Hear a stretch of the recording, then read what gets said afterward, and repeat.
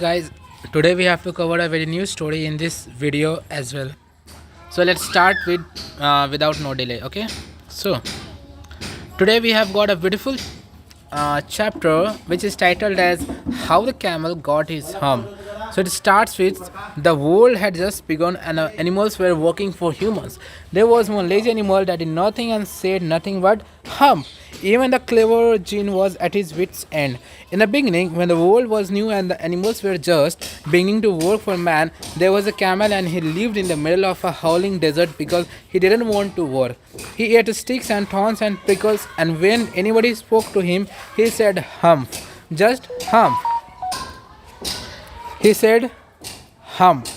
Just hump. And no more.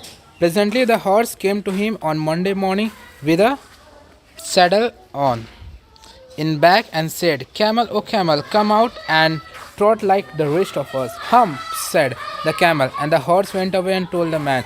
Presently the dog came to him with a stick in his mouth and said, Camel, oh camel, come and fetch and carry like the rest of us. Hump, said the camel, and the dog went away and told the man.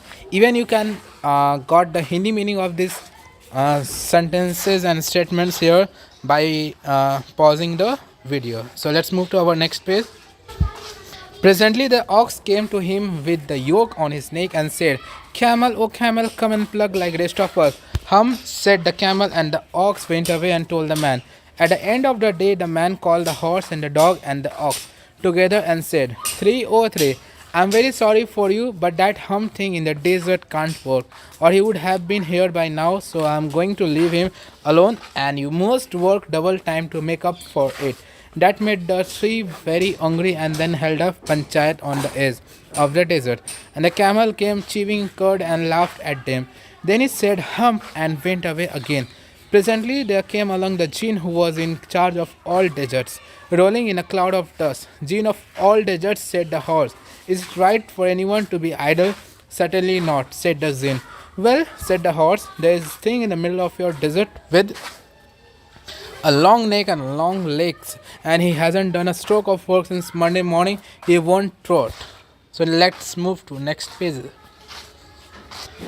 Phew, it was just a feeling, said the Jinn whistling. That's my camel. What does he say about it? He says hump and he won't plug, said the ox. Very good, said the Jinn. I'll hump if you will kindly wait a minute. The Jinn remonstrated with the camel who said hump. The camel's beautiful back suddenly grew a lump, which was a hump, and the Jinn assured the camel his hump would always be help, not a hindrance. The Jinn rolled himself in the dust cloud and took a walk across the desert and found the camel looking at his own reflection in a pool of water. My friend, said the Jinn, what's time I hear of your doing no work? The Jinn sat down with his chin in his hand, whistle while the camel looked at his own reflection in the pool of water.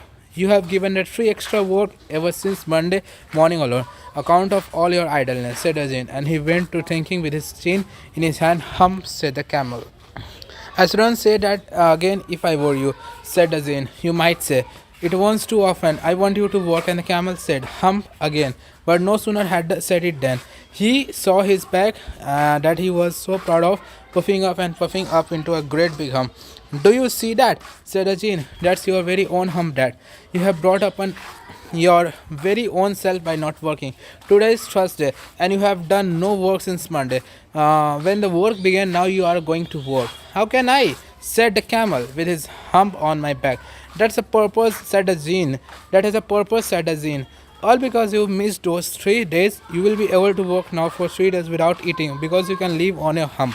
And don't you ever say I never did anything for you. Come out of the desert and go out the tree and behave.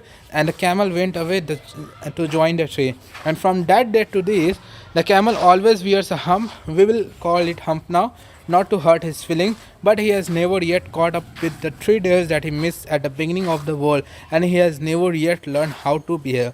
So, mainly, according to me, the moral lesson from this story that we get that we should always do our work as duty, and we should try to leave our duty or work or anything that we are given with full energy, determination, and enthusiasm and continue living.